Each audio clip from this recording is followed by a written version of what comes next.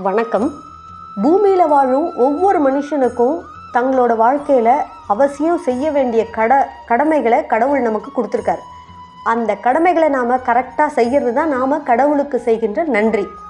ஆனாலும் சில நேரங்களில் சில பேர் அந்த கடமைகளை செய்யாமல் ஏதாவது காரணத்தை சொல்லி விலக பார்க்குறாங்க. அந்த மாதிரி கடமையிலிருந்து வெளியே வர நினைத்த அர்ஜுனனுக்கு சாரதியாக இருந்து உலகத்திற்கே கீதோபதேசம் செய்த கண்ணன் வீற்றிருக்கும் திருவல்லிக்கேணி ஸ்ரீ பார்த்தசாரதி பெருமாள் கோவிலை பற்றி தான் நாம் நம்மளோட யாவர்க்கும் உரைப்போம் பகுதியில் தெரிஞ்சுக்க போகிறோம். இது ரொம்ப ரொம்ப ரொம்ப அற்புதமான ஸ்தல புராணம். நீங்கள் அவசியம் இதை நீங்கள் தவிர்க்காமல் கேட்டு சந்தோஷம் அடையுங்கள். புராண காலத்தில் பிருந்தாரண்ய கஷேத்திரம்னு திருவல்லிக்கேணி அழைக்கப்பட்டது. கேணி என்றால் குளம் என்ற பொருளும் உண்டு. இந்த ஊர் கோவில் குளத்தில் அந்த காலத்தில் நிறைய அல்லி மலர்கள் இருந்ததால் திரு அல்லிக்கேணி என்று அழைக்கப்பட்ட சொல் மருவி இப்போ திருவல்லிக்கேணி அப்படின்னு மாறி அழைக்கப்படுது. பஞ்ச பாண்டவர்களில் பார்த்தனாகிய அர்ஜுனனுக்கு அவனின் ரதத்தை செலுத்தும் சாரதியாக பகவான் கிருஷ்ணர் வேலை புரிந்தார். அந்த கண்ணனே இந்த கோவிலில் இருப்பதால் இந்த கோவில் இறைவனுக்கு பார்த்த சாரதி பெருமாள் என்ற பெயரும் ஏற்பட்டது. இந்த கோவிலை 7ஆம் நூற்றாண்டில் முதலாக கட்டியவர்கள் பல்லவ மன்னர்கள். அதுக்கப்புறம் சோழர்கள், அடுத்தடுத்து வந்த பேரரசர்கள் இந்த கோவிலை மேம்படுத்தி கட்டியிருக்காங்க. சுமதிராஜன்ற மன்னர் இருந்தார். இவர் பெருமாள் மீது அதீத பக்தி கொண்டவராக இருந்தார். அவருக்கு ஒரு ஆசை எழுந்தது சுவாமி கிட்ட. என்ன ஆசை? குருஷேத்திர போரில் அர்ஜுனனுக்கு சாரதியாக இருந்த கிருஷ்ணரை அதே கோலத்தில் தரிசிக்கணும் அப்படின்ற விருப்பம் தான் அது. உடனே தனது விருப்பத்தை திருமால் கிட்ட தெரிவித்தார். திருமாலும் பக்தனது ஆசையை நிறைவேற்றுவதற்காக சாரதி கோலத்திலேயே காட்சி கொடுத்தார். உடனே மன்னர் கேட்குறார், இறைவா, நீங்கள் இதே சாரதி கோலத்திலேயே இந்த ஸ்தலத்தில் இருந்து பக்தர்களுக்கு நீங்கள் அருள் பாலிக்கணும் அப்படின்னு கேட்டு விண்ணப்பிக்கிறாரு. உடனே கிருஷ்ணரும் அதற்கு சரி என்று சம்மதம் தெரிவித்து சாரதி கோலத்திலேயே அருள் பாலிக்கிற ஊர் தான் திருவல்லிக்கேணி. அதனால தான் இந்த ஊரில் இருக்க பெருமாளுக்கும் பேரு பார்த்த சாரதி அப்படின்ற நாமம் ஏற்பட்டது. திருவல்லிக்கேணி பார்த்தசாரதி பெருமாள் கோவில் 108 திவ்ய தேசங்களில் முக்கியமான கோவிலில் ஒன்றாகும்.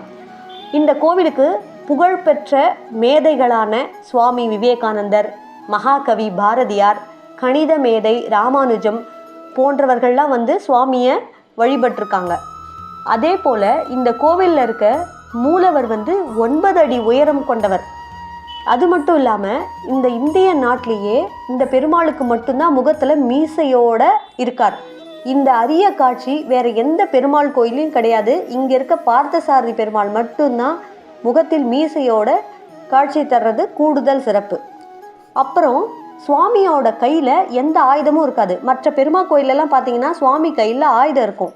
ஏன் சுவாமி கையில் ஆயுதம் இல்லைன்னா, அர்ஜுனனுக்கு தேரோட்டியாக இருக்கிறதால நான் போர் முடியும் வரை ஆயுதம் எடுக்க மாட்டேன்னு சபதம் செய்திருக்கிறார். அதனால் அவர் கையில் ஆயுதங்கள் இல்லை.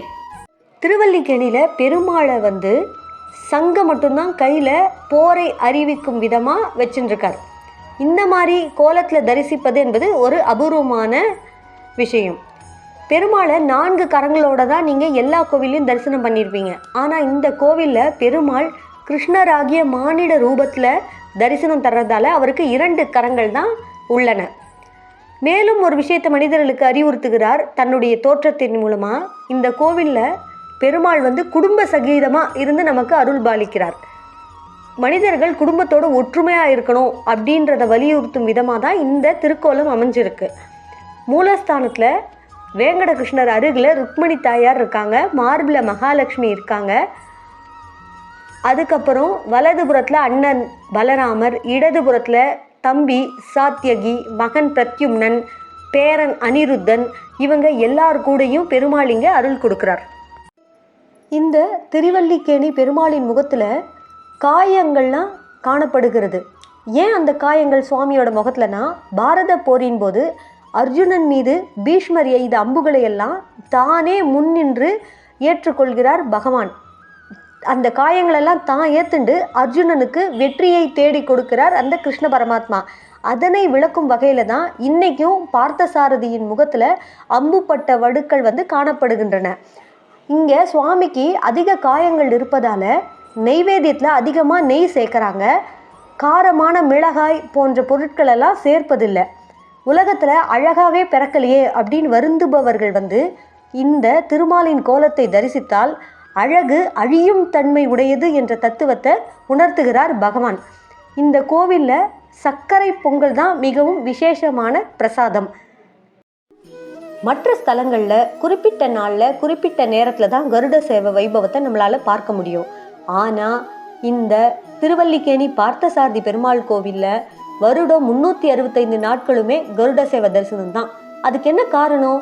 கஜேந்திரனுக்கு மோட்சம் அருளிய அந்த கஜேந்திர வரதர் கருடாழ்வார் மேல் நித்திய வாசம் செய்கிறார்.